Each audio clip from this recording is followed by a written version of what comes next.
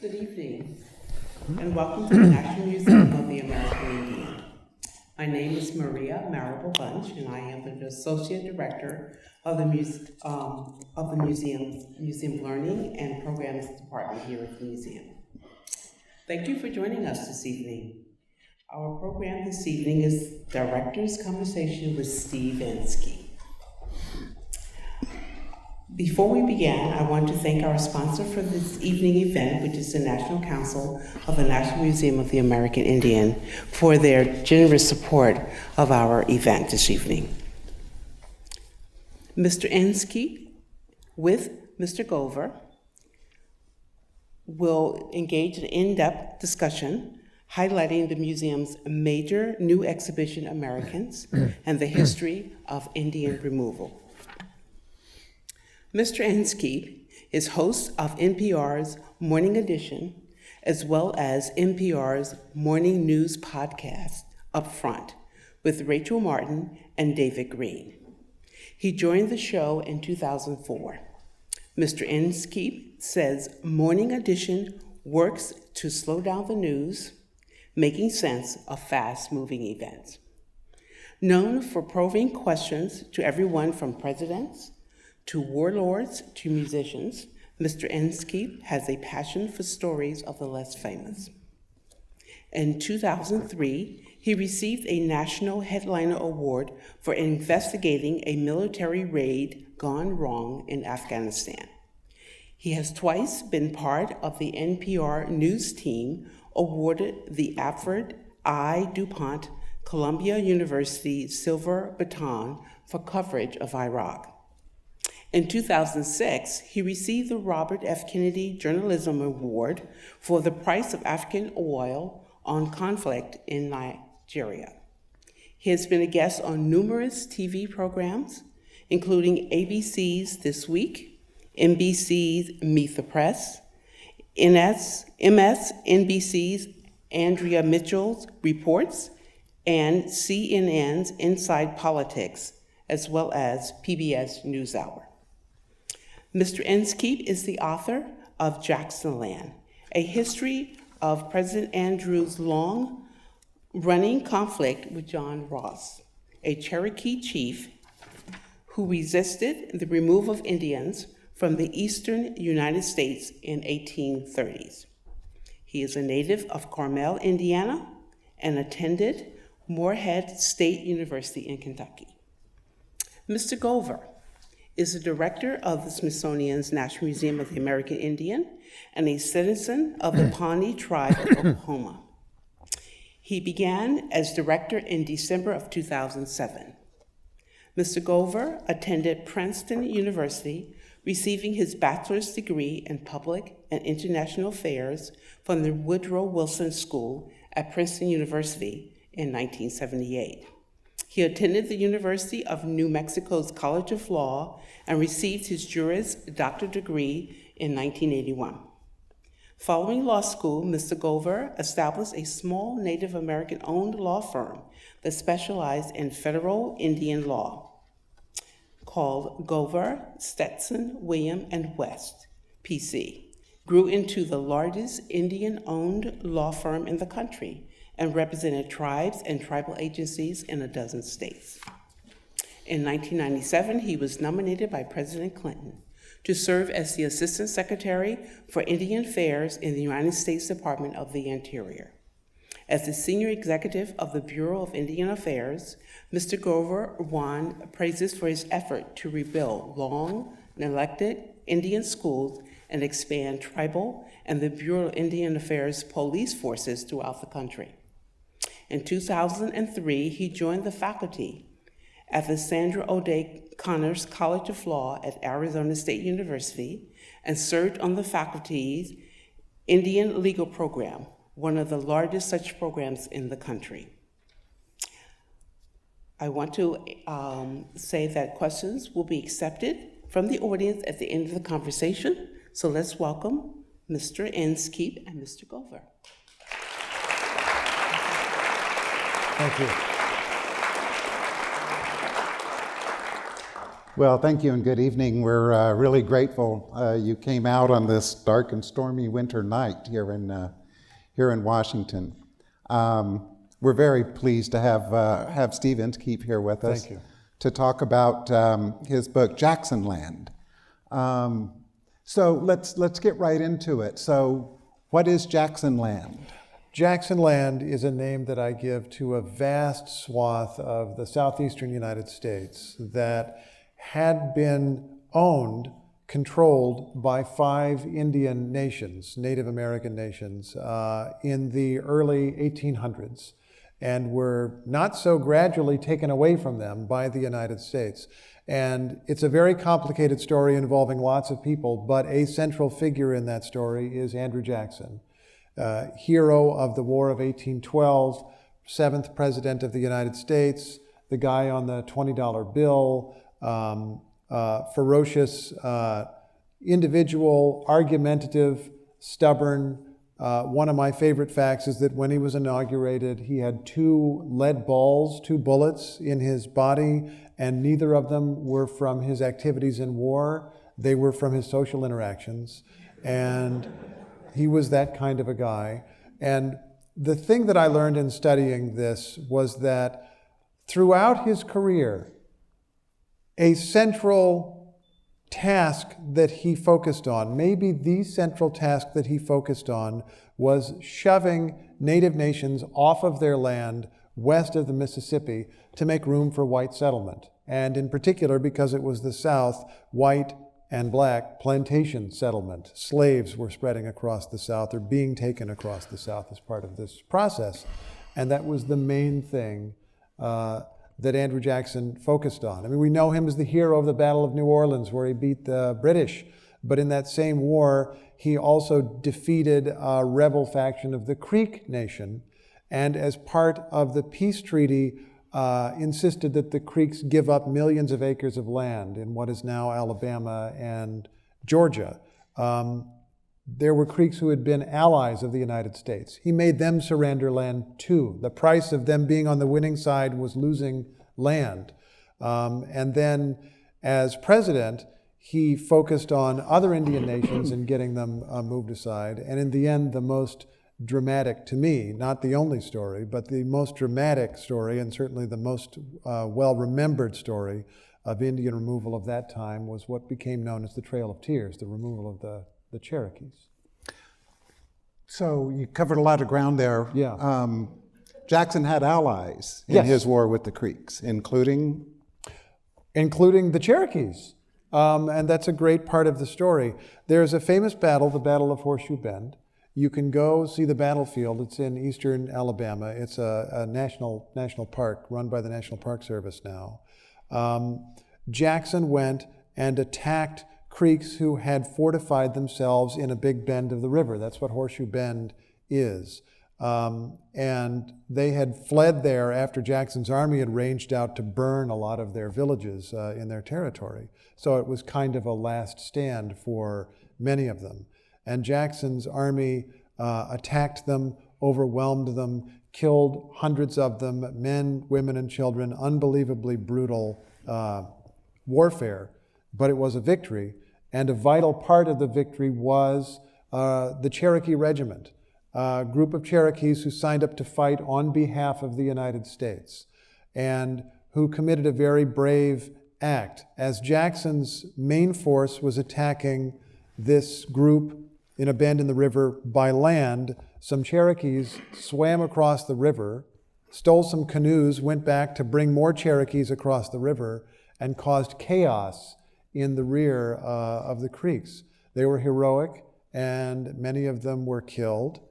And they did this because while they were an independent nation that predated the United States, they understood that they were being overwhelmed, surrounded, absorbed by the United States, and they needed to come to terms with the United States, and they wanted a place in this dynamic and expanding country, and so they fought for it, partly to defend themselves.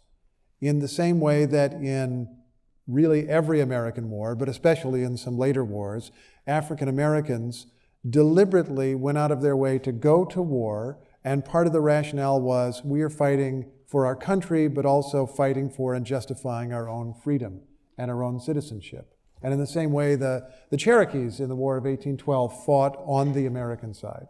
Yeah, yeah. So, so you talked about Jackson made it seemingly his purpose in life to separate Indians from their land. Yeah. Was that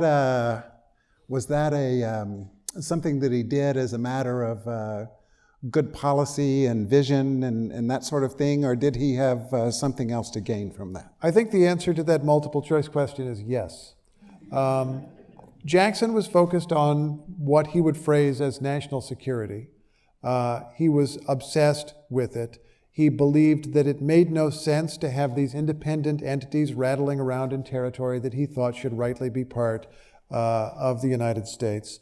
And so he believed it was good for the United States for this Indian problem, as he saw it, to be resolved. And as we may discuss later, he believed that it was good for the Indians to be moved someplace farther away from white people. But while he believed all of those things, he organized his thoughts about national security in a way that turned out to be really good for the real estate interests of Andrew Jackson and a bunch of his friends. They captured new territory. This is before Jackson was president. They captured new territory and then were among the first to race in and settle it. And there was, in 1819, after the Creek land had been taken in the war that I just described, and after the Cherokees had been persuaded through some illegal doings to give up some land, there suddenly was a lot of land available in what is now Alabama. And there was a land rush. There was wild land speculation. There was a boom in cotton production. People thought they could make fortunes off of this real estate, and a bunch of people became phenomenally wealthy. And one of the people who became phenomenally wealthy was Andrew Jackson. He's famous for his farm or plantation called the Hermitage, which you can still go see outside of Nashville. And it's a great visit, by the way. It's a great, fascinating institution and a beautiful mansion. But that mansion did not exist in 1819 when this land rush happened. Jackson had that land, and he was living on that land in a log cabin with his wife, Rachel. It was after this land was captured, and somehow Andrew Jackson was dealing in it, that he became fantastically rich and was building a mansion for himself and was doing things like running for president. He did that by dealing in former Indian land. So let's back up a little. What piqued your interest? Why did you choose to write about this? Well, I've been writing history, and I had always been interested in the 1830s. And I began exploring that era of American history, the antebellum era, if you want to call that. And I'm looking for a story. I'm a writer. I'm looking for a tale to tell. And I was drawn to Andrew Jackson, who is in many ways the largest figure of that era. It's sometimes called the Jacksonian era, or it was at one time. Two-term president, enormously popular, in many ways a hero of American democracy.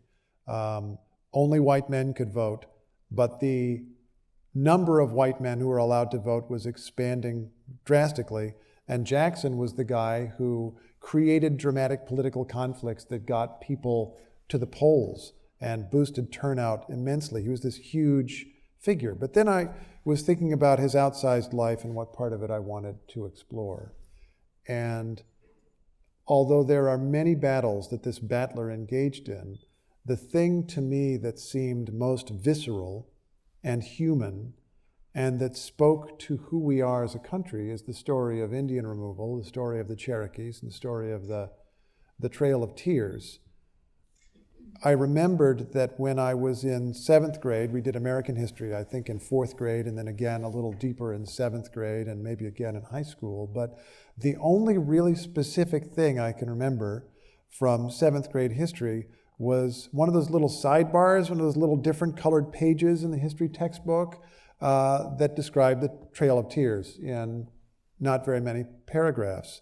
And it just said that there were these Cherokees who wanted to adapt to the United States and had learned white culture and lived in farmhouses and farmed the way that white people did, and had become literate and had their own written language, as well as some of them being literate in English. And that in spite of adapting in every way imaginable to this white society that was surrounding them, suddenly soldiers showed up at the doors of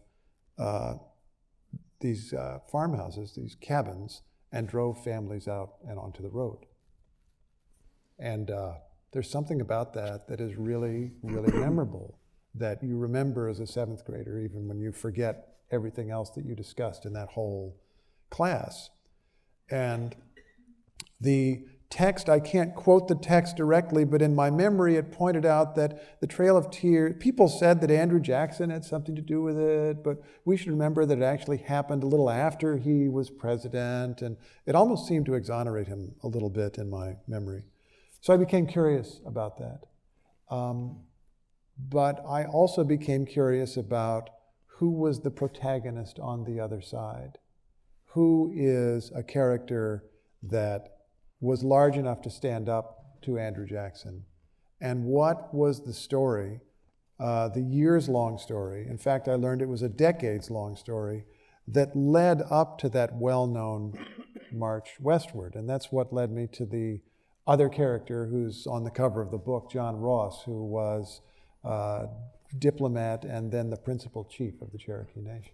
So before we go too much further, so Jackson and Ross had some shared ancestry, did they not? Yes, they did.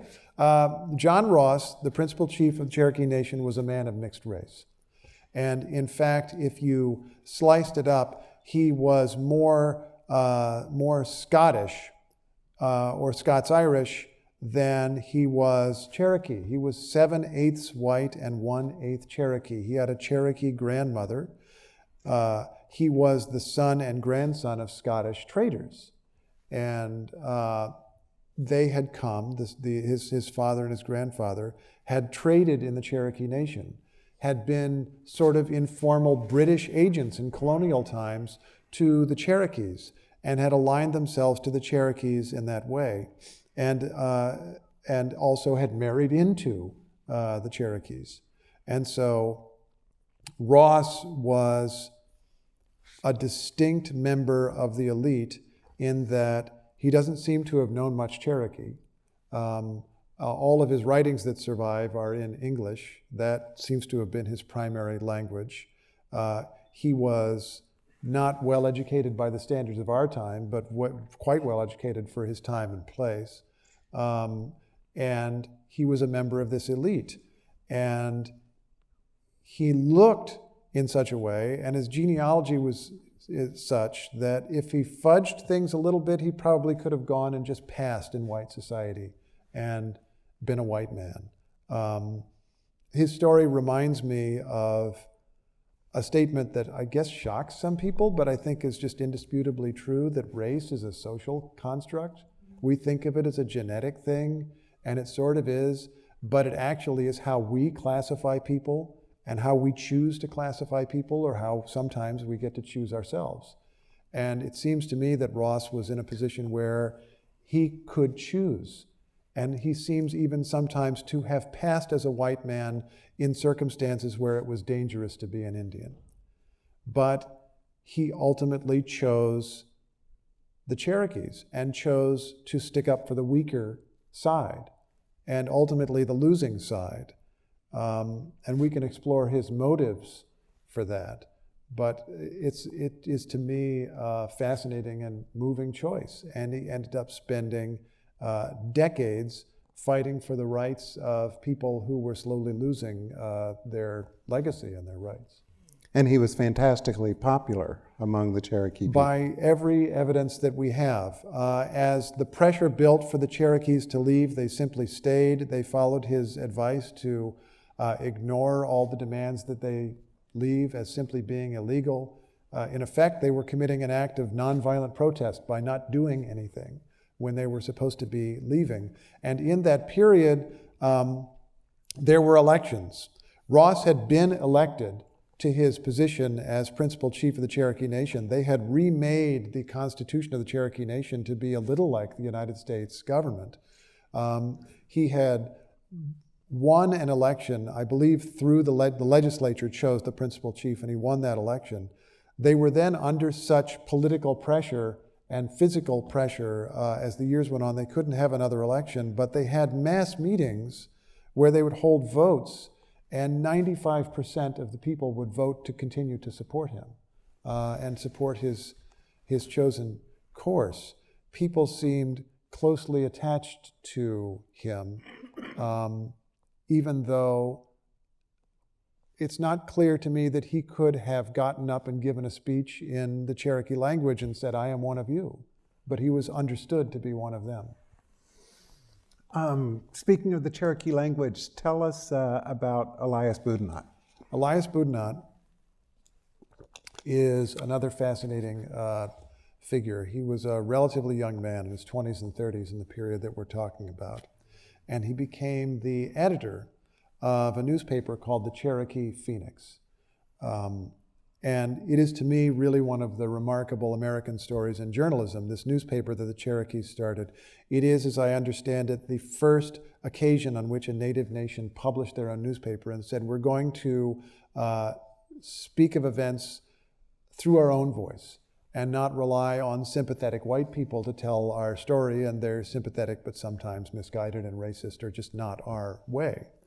And they got the materials together with the help of white missionaries who were supportive of this project, got a printing press, got it running, and between 1828 and about 1832, with some interruptions, there was a weekly newspaper, the Cherokee Phoenix. It was 4 pages.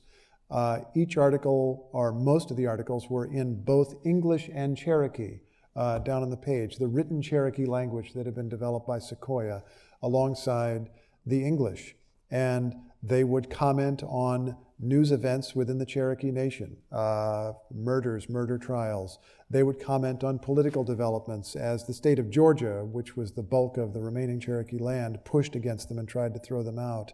They would reprint articles from other papers so you'd get a little bit of world news in there. There's a war in Greece, there's a Greek civil war, and the Greeks were fighting for independence, and apparently Elias Boudinot, at least, and maybe other Cherokees, were very curious about these people fighting for independence in Europe as the Cherokees tried to establish their independence.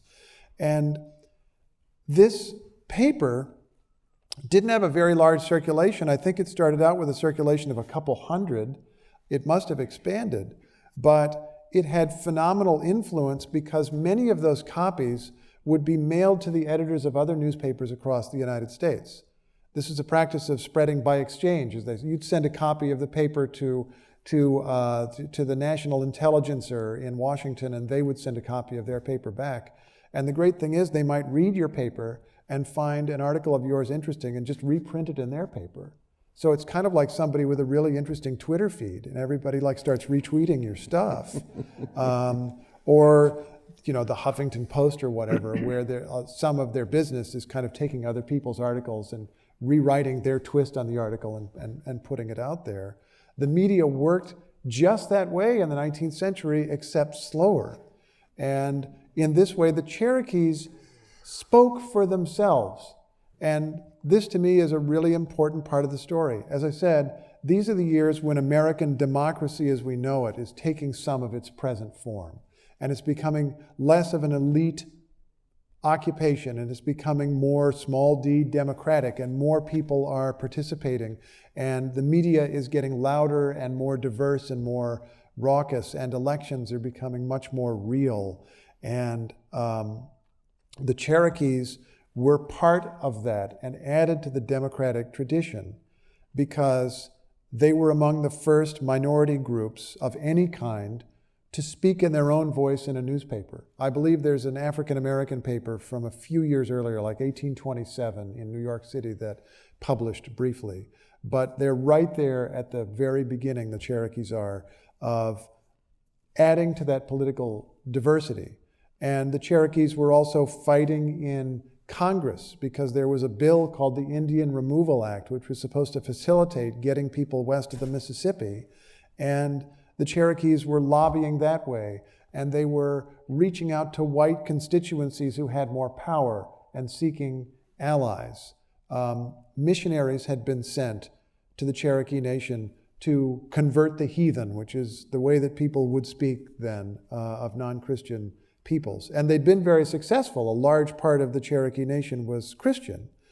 But it was John Ross's insight and the insight of other leaders that they could sort of flip those missionaries and use them as a resource.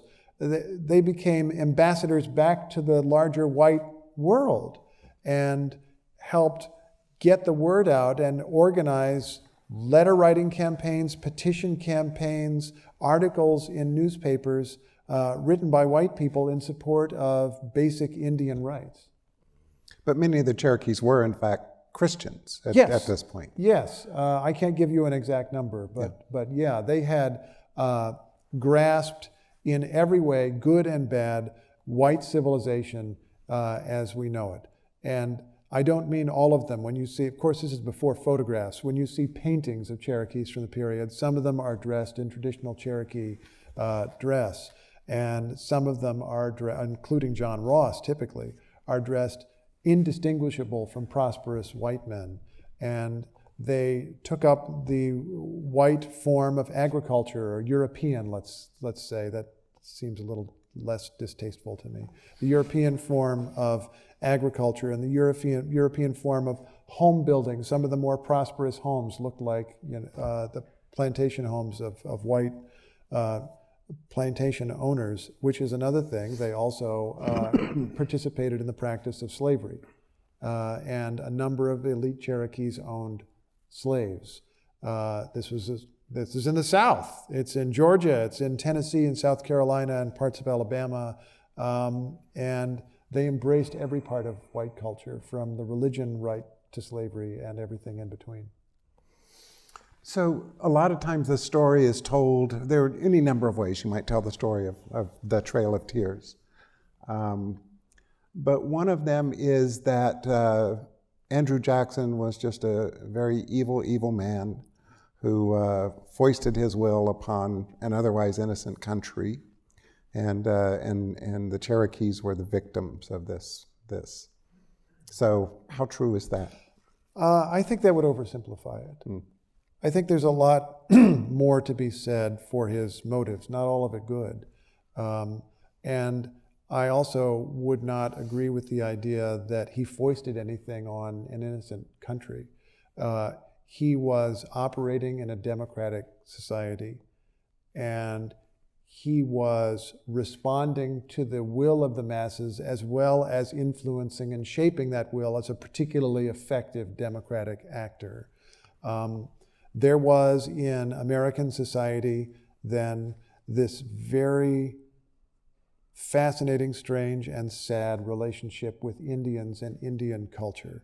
I was delighted, by the way, to get a chance to see the America exhibit here, which I recommend to anybody in this room or on the web who's not already seen it, because you see all of these representations from the 20th century mostly of Indians in American culture, and they're in advertisements, and they're on the cover of the Saturday Evening Post, and there is a missile called a Tomahawk missile that you've got to represent. It's not a real missile up there, right? It's a prototype. It's real. Okay, it's real. Okay. All right, good to know that that's on hand if we need it for anything. We took the warhead off. Yeah, exactly. And, I covered the U.S. military for a while and still sometimes do, and you get put in a Black Hawk helicopter, and maybe it's escorted by an Apache helicopter. This fascination with native culture, sometimes respectful and often the farthest thing from it, is not new. It goes back to the earliest days of the country. People embraced the Indian names of places, and they embraced the stories of Indians, and they pretended to be Indians. They would create clubs where they would dress up as Indians. I don't know if anybody here is a student of politics, but in New York City, there was a famous Democratic club that was known as Tammany Hall. The Society of Tammany, I may be getting the name a little bit wrong, was the original group, and it was named after a Delaware chief. And that is why the leaders of this organization were called sachems, or chiefs. Am I pronouncing that correctly? Sachems, yeah. Sachems, thank you very much. And some of the lesser guys were called braves. But it was a political organization that became aligned with the Democratic Party and ran New York City for most of 150 years. These guys who were like pretending to be Indians. And James Fenimore Cooper in this same period had just written The Last of the Mohicans. There were famous plays about Indians. White people or descendants of Europeans coming to the United States seemed to grasp that identifying yourself with Indian culture in some way was a way that you said, I am American. It is my identity. There is something slightly flattering about that, I would think, to natives, at the same time that it is horrifying, because people were interested in the feathers and stuff. They didn't actually want the people. I mean, that's a bit of a drawback. I think we can all agree now.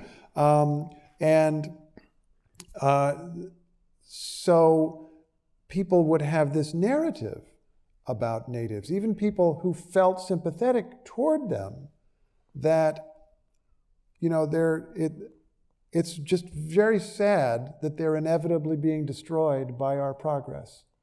That would be the narrative, you know. And so the word inevitable, I think the historian Jill Lepore has written really well about this. There's many people, but the idea that their destruction was inevitable meant that it was okay, that you didn't have to worry about it as much, and you could just take the feathers and the Indian names of rivers and other fascinating things and let the people go. Yeah, that's a great description. You know, they were rather quickly rendered imaginary, right? And so Tammany was a real person. Mm-hmm. The Tammany Society was not, you know, the Indians there. Just a quick side note. So when the Muskogee delegation, the Creek Nation, came to New York to negotiate their treaty in 1790 with President Washington, mm-hmm. they were greeted at the dock as they arrived by the members of the Tammany Society in full regalia. Oh, right? my goodness. And so the Tammany Society, all these white men dressed as Indians, proceeded through the streets of New York to accompany the Creek Nation delegation to the home of George Washington. So, wow. Yeah, but you put your finger on it. There is this strange need or willingness or whatever you might want to call it to identify and connect somehow with Native Americans in order to establish your own bona fides as an American.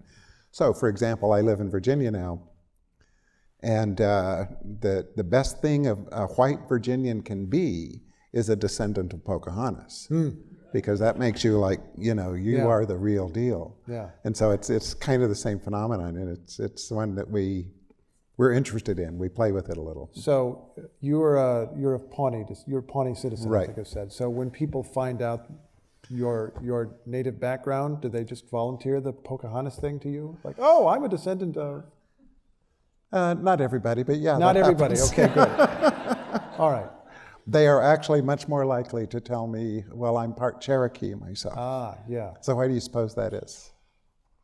I don't know exactly why, except that it was a large and powerful nation that played a large role in many early events in this country. The Cherokees at one time claimed and seemed to have the rights to, it was disputed, most of what is now Kentucky. And Cherokee leaders sold the rights to it in this notorious sale that other Cherokees disputed and led to massive wars. The Cherokees played a role in the Revolution. They were on the British side there. That didn't work out very well. They appear again, as we said, in the War of 1812. They're all the way through. And I am sure also that the very best known story of the Cherokees, the Trail of Tears, has something to do with it. People understood, not everybody, of course, but people understood when it was being done that it was a moral outrage. There are, And yet they did it anyway, right? did it so anyway, what was yes. happening in the system and in the society that led to that I think outcome? some of it was that word inevitability. People thought it was inevitable, and so it needed to happen. People thought that it was. There's this common phrase. I've seen it in multiple contexts, multiple texts. Wise and humane. It was a wise and humane policy, even though the Cherokees themselves were resisting to make them go away, because otherwise they would go extinct. They would be destroyed by their contact with white society. And there was a point of view of people who were very supportive of the Cherokees, and some of the Cherokees themselves who agreed with that. We're being destroyed by white society. We've got to get out of here. And so it went ahead because it was supposedly inevitable and because it seemed to be wise and humane. And yet when you get into the act of doing it, of forcing people to do something against their will, there's something that, I want to say there's something that's not American about that Americans understand. And perhaps I should enlarge that and say there's something that's not human about that. But we're in a country that especially values the role of the individual and the rights of the individual and the power of the individual. And so for the government to go knock on your door and say, I think it would be wise if you leave, and you say no, and then for the government to stick a gun in your face and say, actually, you're leaving, that's hard for Americans to get their brains around. And even some of the militiamen who were brought together to accomplish this act wrote letters about their guilt of conscience. And it was an outrage that could only be dealt with at the time, I think, by mostly ignoring it. There were a lot of things going on in the country in 1838. I'm not sure that there was live CNN coverage of the trail or anything like that, remotely like that. And so it was something that was allowed to happen. We should remember also, we mentioned the real estate, there were political and property interests that really wanted it to happen. We haven't talked a lot about the politics here, but the state of Georgia, where a lot of what Georgia claimed as land of its own was actually the Cherokee Nation. North Georgia, I mean, where Atlanta is, where Rome, Georgia is, a bunch of other places, had been Cherokee land or Creek land not very long before. And they wanted the real estate. And the political dynamic was such that the President of the United States was on their side and believed that they ought to have the real estate. And so this inconvenience just needed to be managed, however distasteful that might be. But it wasn't about the Indians at all in a certain respect. It was about the real estate. Yeah. Yeah, and so the debate about the Indians then was to find the right justification, Yeah, I guess. the right rationale and the right color of legality. This is a case where there was the form of the rule of law, but not the fact. They passed this law called the Indian Removal Act, and it was to encourage these Indian nations to leave and to offer to pay them some money to go along the way. But it couldn't actually order them to go. You can't do that. The idea of eminent domain is what I guess that would be. And you can't, like, we're going to take your entire nation through eminent domain. That's not going to work. They're an independent nation. Well, the United States had a treaty with the tribes. Yes. And so they could hardly just say, heck with the treaty, But the state of Georgia was ignoring took a different view. We took a different view, passed its own laws to govern Cherokee territory, to begin slicing up the real estate to be given away in a lottery to white citizens, understood that white people who lived among the Cherokees could be irritating because they might take the Cherokee side, and so they said you have to have a permit if you're a white person, you want to live in this Cherokee area, and ultimately arrested missionaries who lived there and imprisoned them, and ignored those treaties. The Indian Removal Act was supposed to persuade the Cherokees to leave. Treaty negotiators were supposed to go and negotiate a new treaty to get them to leave. The Cherokees under John Ross resisted and resisted and resisted. And so finally, what the government did, and it was under President Jackson, even if the actual Trail of Tears was a little later, under President Jackson, federal treaty negotiators went to the Cherokee capital, a little village called New Echota, and negotiated not with the official government of the Cherokees, but with a sort of renegade faction, a few elite members of the Cherokee Nation who had concluded that it actually would be wisest to take the deal, and that they were willing to take the responsibility for signing that deal, even though they didn't have legal authority to do so. And so they took what was essentially a fake treaty back to Washington, and the Senate debated it, and it was this inevitability again, I think. There were many people saying, this is horrible, this is awful, this is an outrage. I guess we'll ratify it. And it was ratified.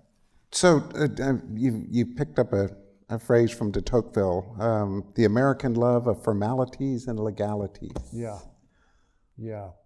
And so that, otherwise, why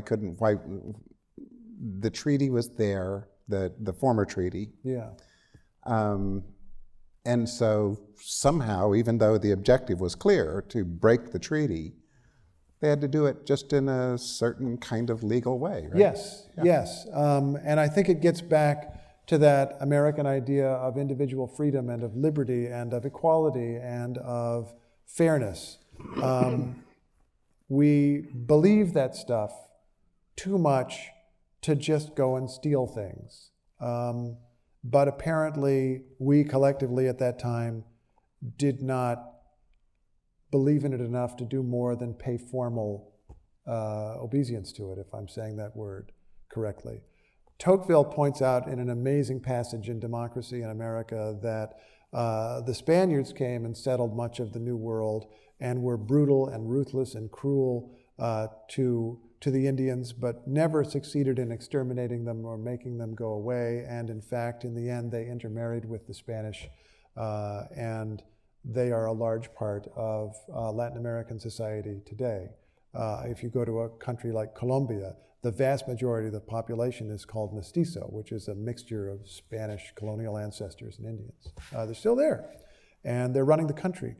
And in the United States, even though we hypothetically were not so brutal, and never officially so brutal to natives, Tocqueville noticed that through all of these formalities and legalities, a lot of people were exterminated, and a lot more people were shoved aside unwillingly and left to fend for themselves somewhere west of the Mississippi. Yeah.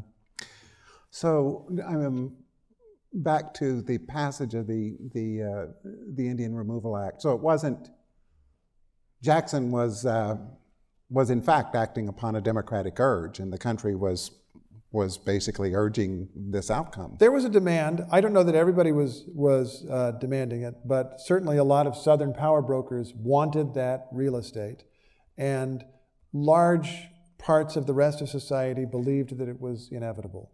There was also a movement against it. And I mentioned the missionaries. They were part of it, and people connected to Christian communities. And many of the same people who later would campaign against slavery got their start, as it were, campaigning in favor of Indian rights, campaigning against Indian removal. And their attitudes were sometimes, to our eyes, patronizing. They didn't necessarily think the Indians were so great, but they were these poor, wretched creatures who needed benevolent protection, and they did, to their credit, fight for them and speak for them in Congress and organize petition campaigns and do everything that they could. There was this countervailing movement, but the interest in the real estate and the interest in the expansion of the South overcame the sort of what we would identify as kind of more liberal or progressive thought that was centered a little more in the North. Yeah. I was just looking at my notes. One of the things that there were a number of little gems in your book, that things I didn't know, and I've read a lot of books about the Cherokees. Did you people see how many little notes he has? I was a little frightened, actually, when I saw that. But anyway, you go thought on. they were errata, right? Metamora. Yes. I had never heard of that. Oh my goodness. I am indebted. I mentioned Jill Lepore earlier. I'll mention her again. She writes a chapter about this in one of her books, and it sent me researching to learn more. There was an extremely famous actor, a white actor, an American actor of the time, Edwin Forrest. Am I getting his name correct? Yeah, I hope I am. And he, in his early 20s, was a super celebrity, and he's like acting on stage, and he became interested. He wanted to play the role of an Indian. So he is part of this fascination with Indian culture, or at least the symbols of it, that we were talking about. He wanted to play the role of an Indian, but he needed a play in order to act in, and so he kind of offered a prize for such a play. And the result was the story of Metamora, which is based on the story of an actual Indian chief who fought against white people and was killed in New England in colonial times. And Edwin Forrest then played Metamora quite dramatically on stage in New York, and it was a huge hit. And this play went on to travel the country, and it was played all over the place for 30 years. And there is a speech at the end, which I will not attempt to quote, but it is extremely pro-Indian. As Metamora is being killed, he gives a death speech, the way you can imagine someone doing in a 19th century play. And he essentially says, "Damn the white man, you will be cursed forever for the injustice that you're doing to me now." That's a really powerful thing to say on stage. And it was taken different ways in different parts of the country. It played in New York and was a huge hit and fantastic reviews. And so then it goes on the road the way that Broadway plays even do today. And it ended up being performed in Georgia, where they were in the middle of trying to kick out the Cherokees. And this guy, whoever was playing Metamora there, says this line about how the white man will be cursed for taking my land and everything else and killing me. And people are booing and hissing and showing lots of disapproval. And the next night, no one shows up at the play. And it had to close. No one else in that community was going to see it anymore. Which says to me that people understood that they were being talked about there. People saw the resonance between that story from, I think, the 1600s and what they were doing in the 1830s. But it is remarkable to think that people went to this play in their many thousands in other parts of the country, and they watched that play, and they heard that speech condemning the behavior of their ancestors, I suppose in that case, but by implication their own behavior in the 1830s, and they felt sad about it and went home and did nothing differently than what they were doing, so far as I can tell. It didn't become like Harriet Beecher Stowe's Uncle Tom's Cabin, an anti-slavery novel of like 20 years later that is, I'm sure everyone here knows, a heightened revulsion about slavery and encouraged some people to become more active against slavery and certainly made it less popular. Metamora didn't seem to have the same effect so far as I know. People just watched it and were sad because the destruction of Native people was inevitable. Yeah, and very nearly accomplished by the time it was. In many parts of the country it had been. Yeah. So one of the things that we say in our Americans exhibition is that Indian removal and the passage of the Indian Removal Act and all that followed from that is the most important thing that happened between the Revolution and the Civil War. I believe that. Yeah. Yeah. And then the second thing that we do not pursue as deeply as we could have and perhaps should have is the relationship between Indian removal and the expansion of slavery into the Deep South. Yes. You asked me about the word Jacksonland at the beginning, this land that Andrew Jackson had something to do with clearing. And it's basically all of Florida. It's most of Alabama. It's a good part of Georgia. It's a bunch of Mississippi. It's parts of Tennessee and some other states. It is the area we now call the Deep South. And it was created as it was in the Civil War during this period of getting the Indians out of the way so that slave plantations could be expanded, so the slave economy could be expanded, so that surplus slaves in Virginia could be sold somewhere and put to use, so that ambitious people in eastern Georgia could move to Alabama and get a plantation that was 5 times the size with super rich soil and become rich growing cotton, or to be precise, having their slaves grow cotton. This story is setting the stage for the Civil War. It's making the South much larger and more powerful. And I want to call to your attention, you can look this up later maybe, there is a map that was created by an agency of the US government right around the start of the Civil War, and they took census figures where the number of slaves, of course, was recorded, and put them as dots in the map. So you can see like big black splotches where there are lots of slaves. And so you see this visual representation of what's called the Black Belt. It's a giant swath of African Americans across the Deep South. And it's Jacksonland. Not all of it, but an awful lot of it. And if you look at a demographic map of the United States today, the Black Belt is still there, even though a great many people have moved out and moved to northern cities and the Great Migration and other things.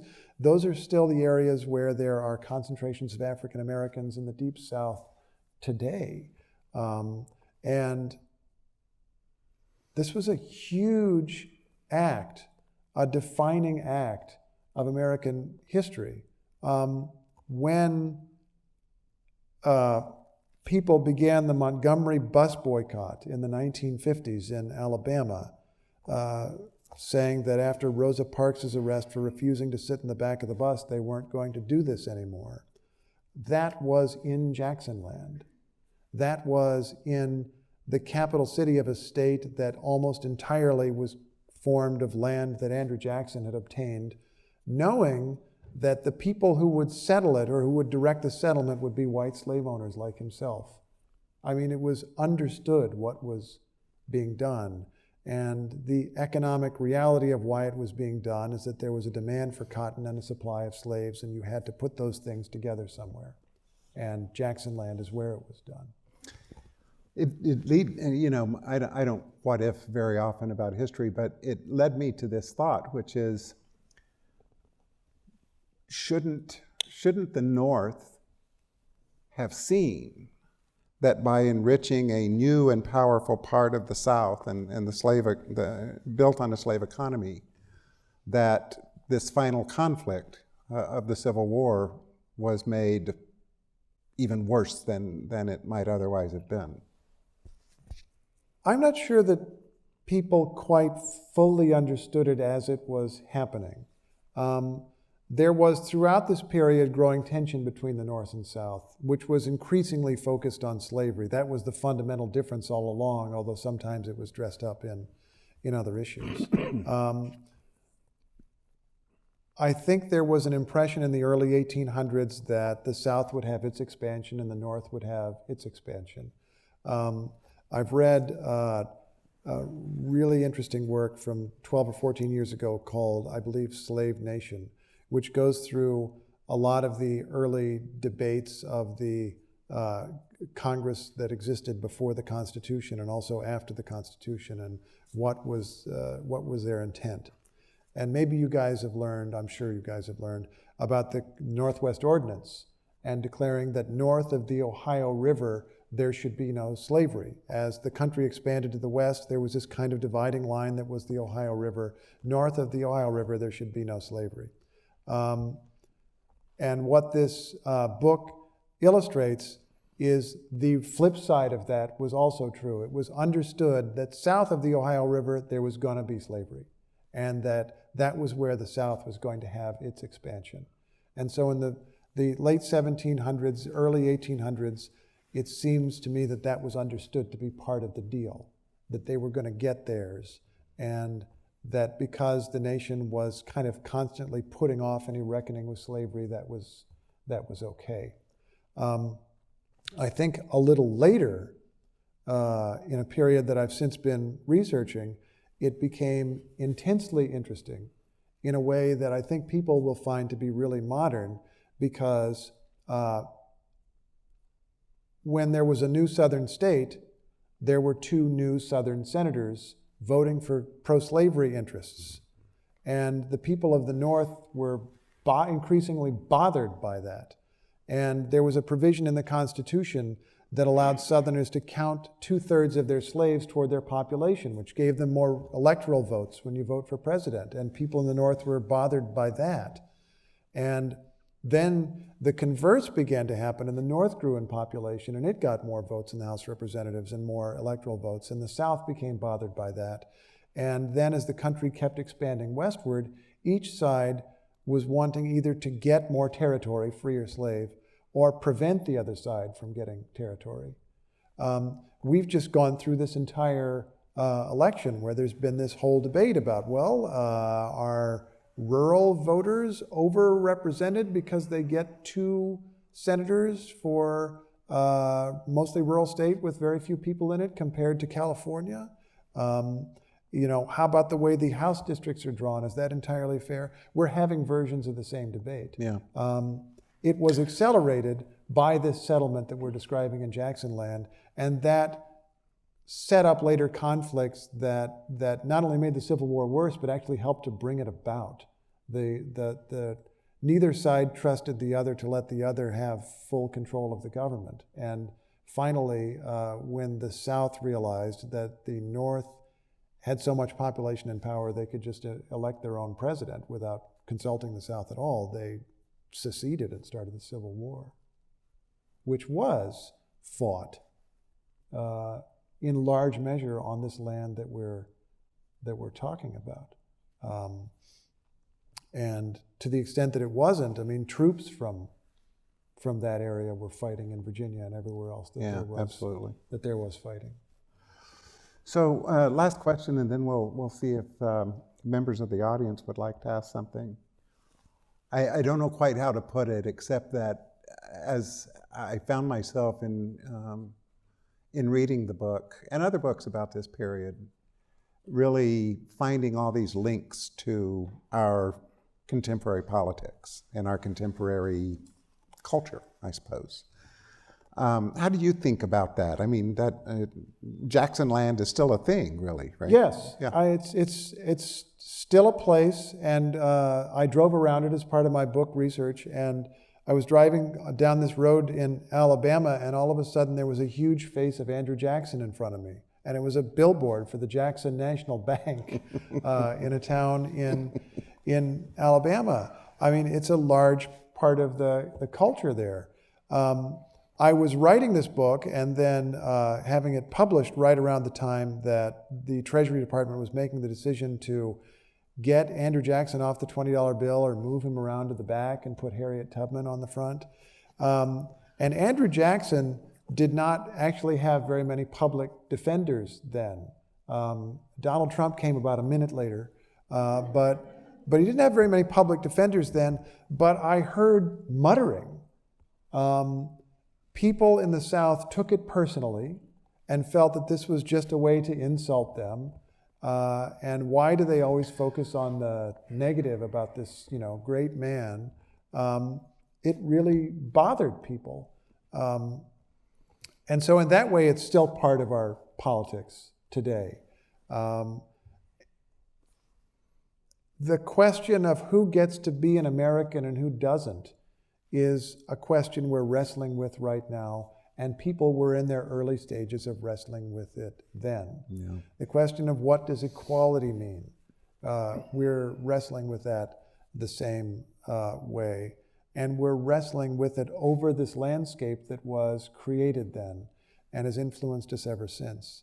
And I will say also that when you read the political rhetoric of the time, and then come back and cover the news as a journalist as I do, they were more wordy then. and sometimes, frankly, like better at reasoning than we often are. Even the people who were wrong, they had a reasoned argument.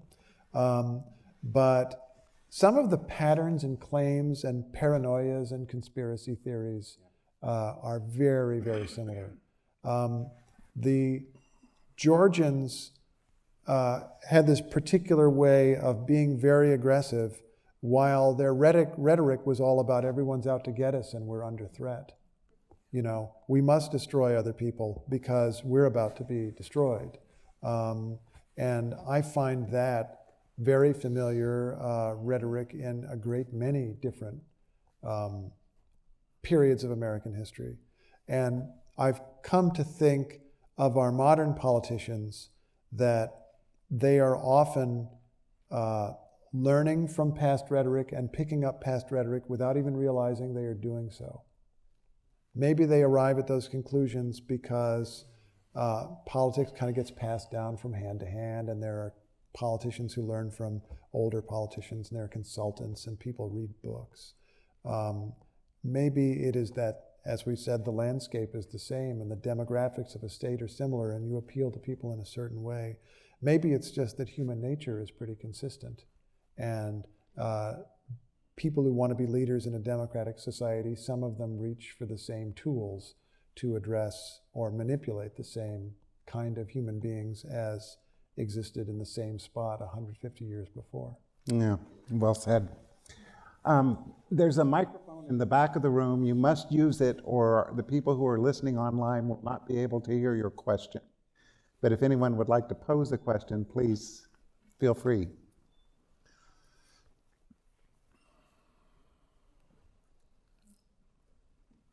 Have to raise it up a little bit. Go ahead. Hello, my name is Joe Gaines. I'm a Choctaw from Oklahoma. All right. My question is, do you know that Jackson followed any biblical scriptures to justify his murder, theft, and child abuse?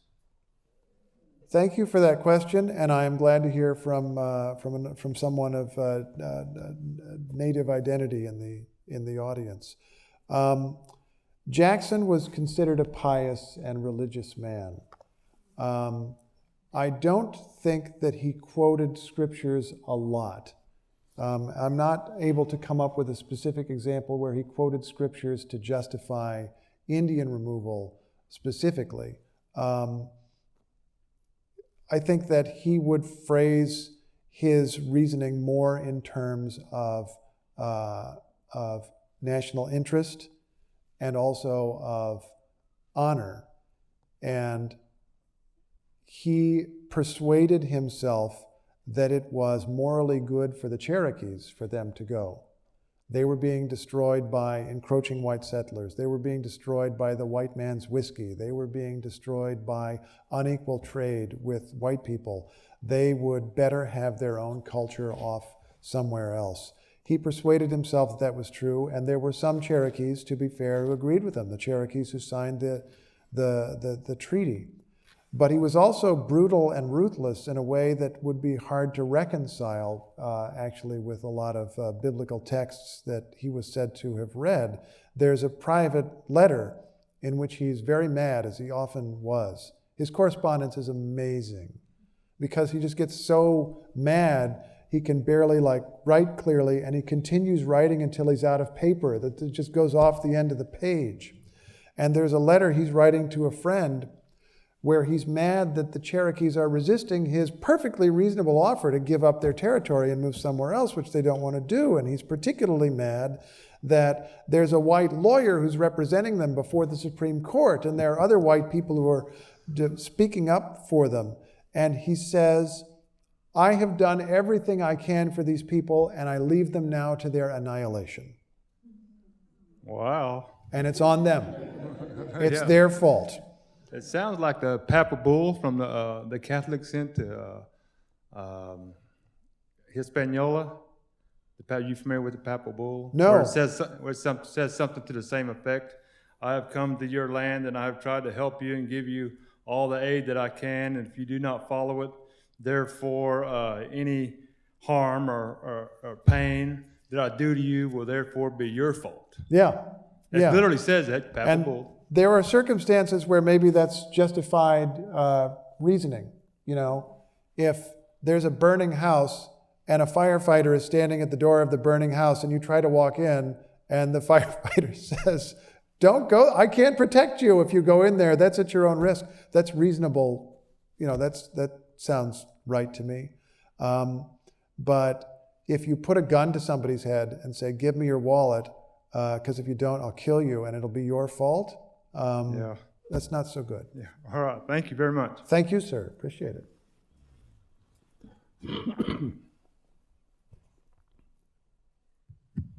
I had two questions, if you don't mind.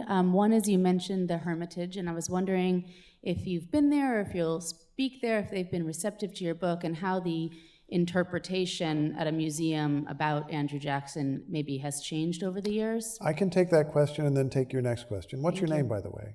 Fallon Schmidt. And I have to say that seeing you speak is a totally surreal experience. Because you're there every morning when I'm having breakfast, but not in person. Thank you. I appreciate that. Some people have not called that experience surreal. They've just said it's really weird. But I'm grateful that you're willing to put up with it. Thank you so much. I have been to the Hermitage when I was researching the book. I just drove there and walked in like any tourist, and took the tour and looked around and learned what I could learn walking through the rooms of Jackson's house. And then the people who run the Hermitage, learned about the book afterward.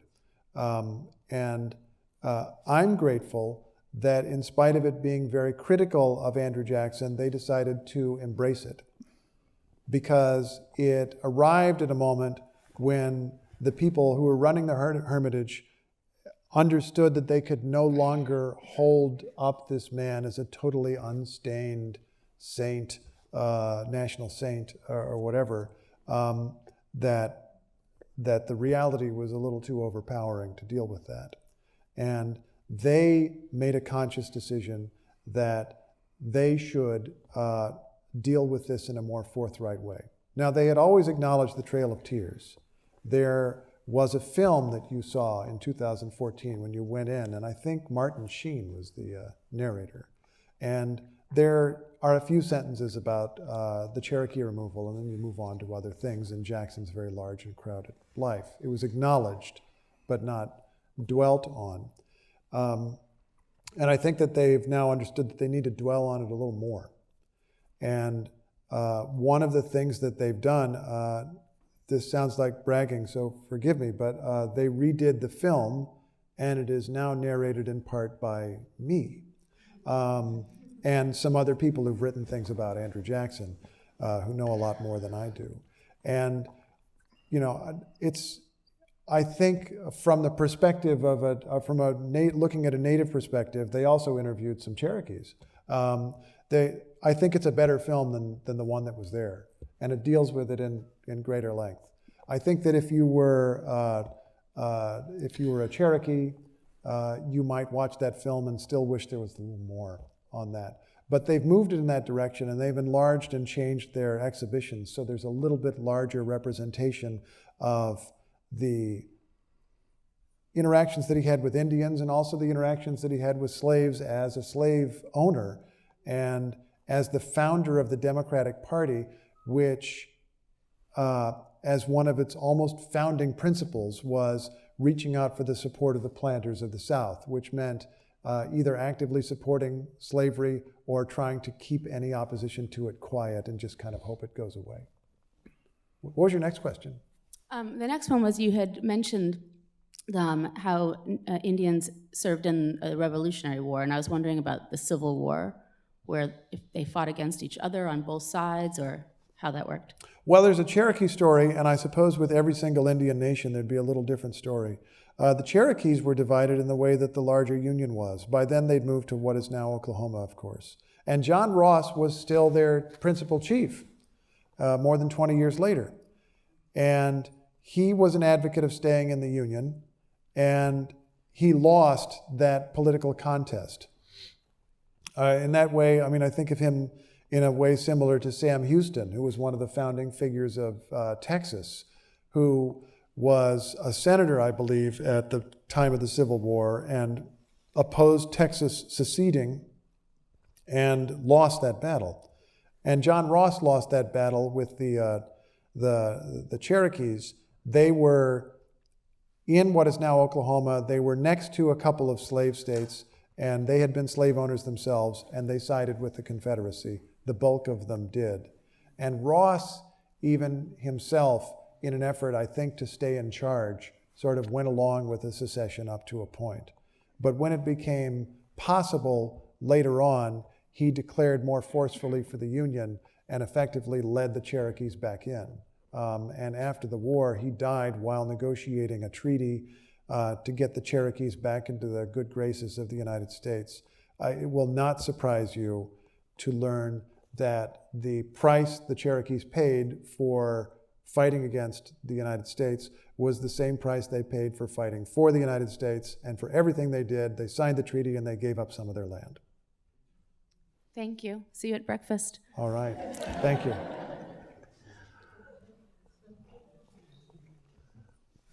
Good evening. Yeah, my name is Dean Swagey. I am a citizen of the Cherokee Nation. All right. I have a couple of, at least one set of great-great-great-grandparents who traveled on the Trail of Tears. I've got a question. It's going to take me a minute or two to get to it. Your comment about the extent to which people were articulate in making their arguments made me recall the correspondence from John Ross and the Cherokee delegation to the presidency of John Quincy Adams before the removal, in which they explained that what the United States, the agreement that the United States had with Georgia was a conditional promise that they had promised to remove the United States had promised to remove this. Yes. The Cherokees as soon as it could be accomplished on peaceable terms. And the Cherokees explained that it could not be accomplished on peaceable terms, and no terms would be reasonable. Right. And that was good enough for John Quincy Adams.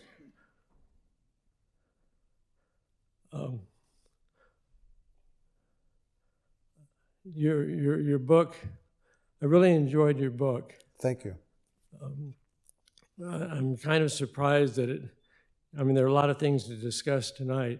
There was some reference to the Supreme Court decisions that didn't quite get around to specifically mentioning Cherokee Nation versus Georgia and Worcester versus Georgia.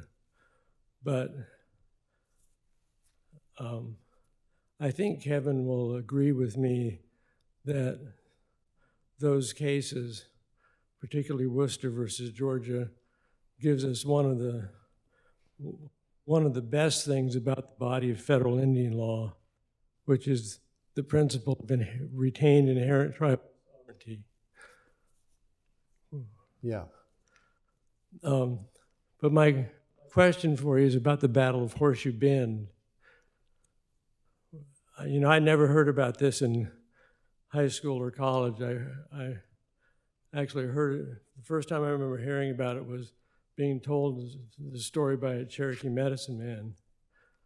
But when I heard about it, I thought, what terrible irony. The Cherokees should have let the Red Stick Creeks kill Jackson at Horseshoe Bend. And reading your account of the battle makes me wonder. It sounded like the Red Stick Creeks were pretty well pinned down, and they might have lost the battle anyway. Yeah, it's possible. So what I'm wondering is, can you absolve me of this ethnic guilt that I feel on behalf of my people? You feel personally responsible for the massacre of Creeks at Horseshoe Bend? or for the failure to kill Andrew The Jackson? while they were- failure to let them kill Andrew Jackson. So I'm supposed to say it would be good to assassinate a future president, and that therefore it's a. Thank you, sir. I'm grateful for your question. I've enjoyed it greatly. I'm not sure we can help you, Dean. Yeah, but I appreciate it. I hope you don't feel too guilty for whatever the Cherokees did or didn't do, and I hope that that the whole issue of guilt, we're getting into a really profound area when you talk about things like reparations for slavery. Or who should really own the land that was taken from Indians and has been owned by many people since? Who should feel guilty? Who should be guilty? And I don't know that I can answer that tonight, but I hope people don't take any of this history too personally. Yeah. Because if you can separate yourself from it a little bit and not feel, don't know that I need to feel as a white person responsible for what every white person ever did. And I don't think that you as a Cherokee need to feel responsible for what every Cherokee ever did. And when we separate ourselves a little from it, we maybe free ourselves to look at what the story actually is and what the facts are in all their complexity. And we become less maybe defensive about it. And when we're a little less defensive and we understand the truth of our past, we maybe understand the truth of our present a little better too. And we don't have to go to our corners in order to discuss it. Yeah, I Exactly. think that's right. It does bring this thought to mind, though, and I meant to ask you while we were talking before. Can you think of anything that Ross and the Cherokees might have done that would have changed the outcome? I'm not sure that it was in their power to change the outcome. Ross had an idea that, in the 1820s actually, that maybe the Cherokee Nation should become a territory of the United States. As many of you may know, the areas that had been not among the original 13 colonies, most of those areas became a federal territory, and then some chunk of it, once it got settled, would be sliced off and would become a state. And a great many of the states of the West, like Idaho, was Idaho Territory for a long time, and then it became a state. And Ross understood this was happening. It happened with Alabama. It happened with Mississippi right next to him. And he thought that the Cherokee Nation should be a territory, perhaps eventually becoming a state, which to me is a really fascinating potential outcome. It would have required a leap of imagination or some reduction in racism for the people who ran the rest of the country to say, let's take this bunch of Cherokees and give them territorial status equal with that of white people. And then even if that leap had been taken, I don't think the Cherokees could have become a federal territory and then said only Cherokees can live here. Yeah. They would have had to welcome whoever wanted to come live there. And they would have very quickly been outnumbered and outvoted and out of control of their territory. But they would have remained in place and part of the fabric of the United States. There are other possibilities. And there was also the possibility that the federal government under Andrew Jackson could just have tried to defend their rights against the Georgians. But as we have discussed, that would also have been very hard, might have required the deployment of federal troops, would have run a risk of civil war decades before the actual Civil War took place. No options were easy.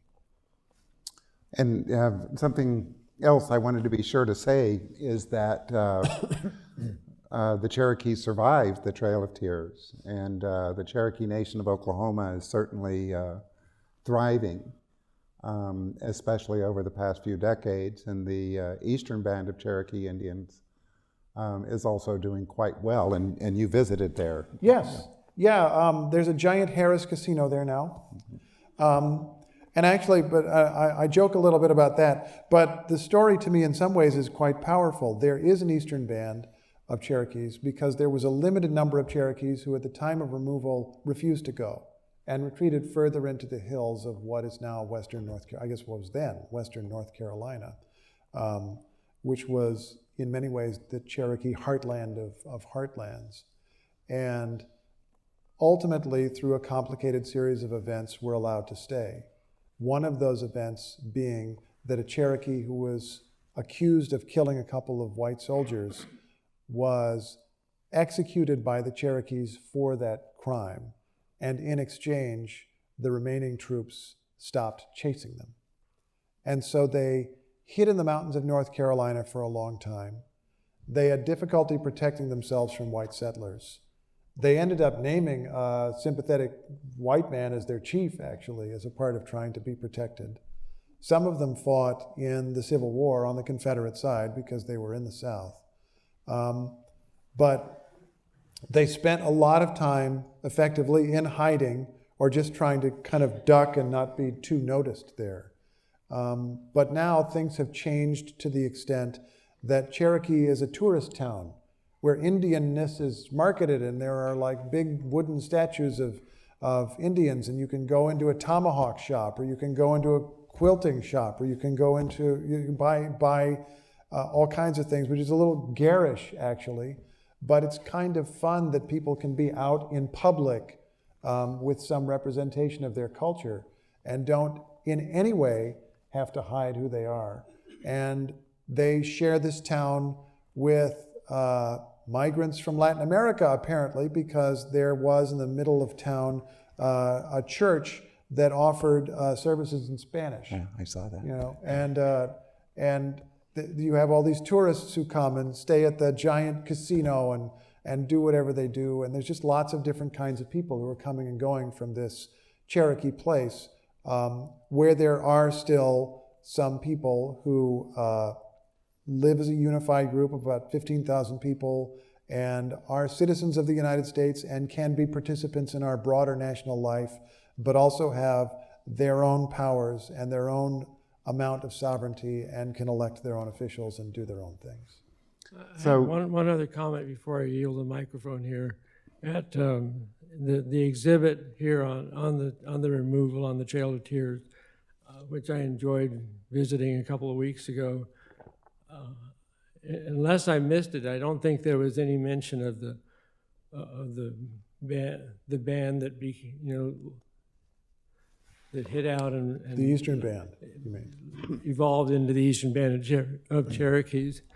It also, I think, I don't recall any mention of the extent to which there were black people and white people that were on the Trail of Tears.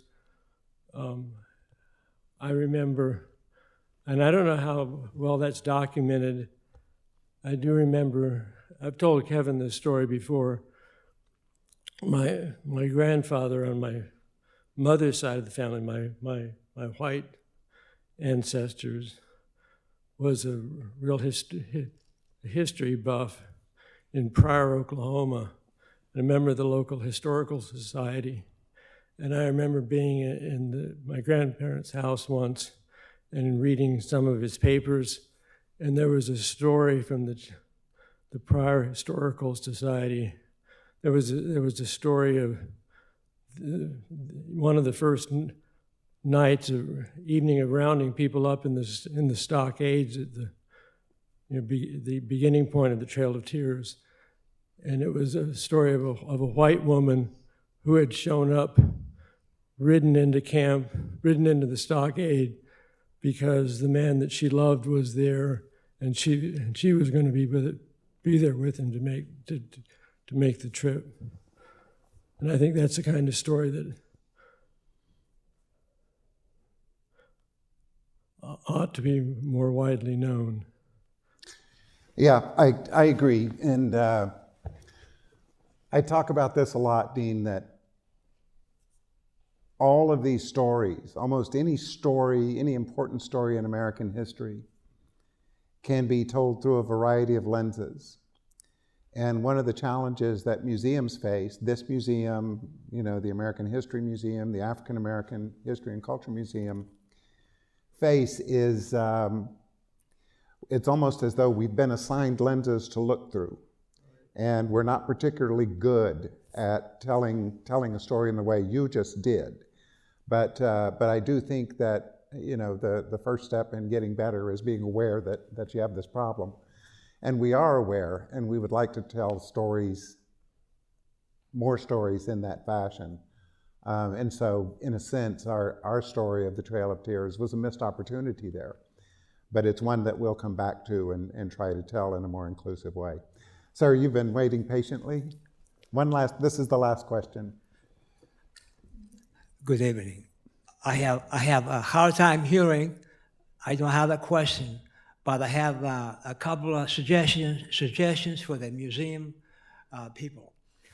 Let me introduce myself a little bit. My name is Zeus, Z-E-O-S. I came to North America when in 1971, late 1971, in Newfoundland, Gander. And I've been all across the United States, and I call it the American Siberia. That's Canada. I call it specifically Sibericana, like half of the word Siberia, and the other half Canada, Sibericana. It also rhymes with Americana. Since the Native Americans came from the Yakut, East Siberia, Yakut. If you Google up Yakut, you see the people look very similar to the Native Americans about 200 years ago. Before 71, I was 6 years in the Merchant Marine. I was very curious about the world. So I went in the Merchant Marine. I spent 6 years. I've been to India, Indonesia, Kenya, the Horn of Africa, and South America, and Europe, and the States. Now, I came to North America not for money, but because of curiosity. I wanted to see the landscape that I saw in the books and the Native American people that I heard. So I zigzag all over the place, especially in the western states, from Montana, the Dakotas, down to Texas, Arizona, California, everything in between. I never had a place more than 6 months that I stayed. I spent 2 summers at the Navajo Reservation, helping with the elders, planting corn, digging up wells, getting water, watering the animals, because their youth don't stay there too long. They go to the cities. So they welcome some volunteers to the reservation. So I had some experience with that. And then the Native American reservations in the Dakotas. Here's my suggestion to the museum. To have some cultural connection with the people of Yakut, that's East Siberia. Cultural exchange, busloads of young people traveling back and forth, see the familiarity of their ancestors, the cultural, the linguistics. It is helpful for the general population, and I think it could be helpful for the young people in the Dakotas to see that, because there's a lot of alcohol and painting, sniffing at the young people. It is so sad to see some of the housing out there. If you ride around South Dakota, North Dakota, you see crosses on the highway where people were killed, 6 crosses at a time, 3 crosses at a time. Family members get killed. A cultural exchange may help. The word is Yakut. So All right, don't well, ignore that. thank you for that. My other suggestion was, do not forget the cultural genocide by the Chinese in northeast Kazakhstan, which is, they call it Uyghur, or East Turkestan. The people there, they look very similar to the Native Americans. Do not allow the Chinese government destroy the cultural genocide in Uyghurstan. You have 5-foot Chinese going to that area, Uyghurstan. There's 6-foot Yakut people, Kazakhstanis, and they're killing them. Their language. I just heard on the NPR a couple of days ago, they got a woman from Kazakhstan to commit abortion. Okay, we're way off the subject, but I hear what Okay. you're saying about So- the Uyghurs and I Thanks for think- the That's part what I about was listening to saying. Thank you NPR for also. that. That was Yeah. really. Thank you, sir. With that, I want you to please join me in thanking Thank you. Steve. Thank you.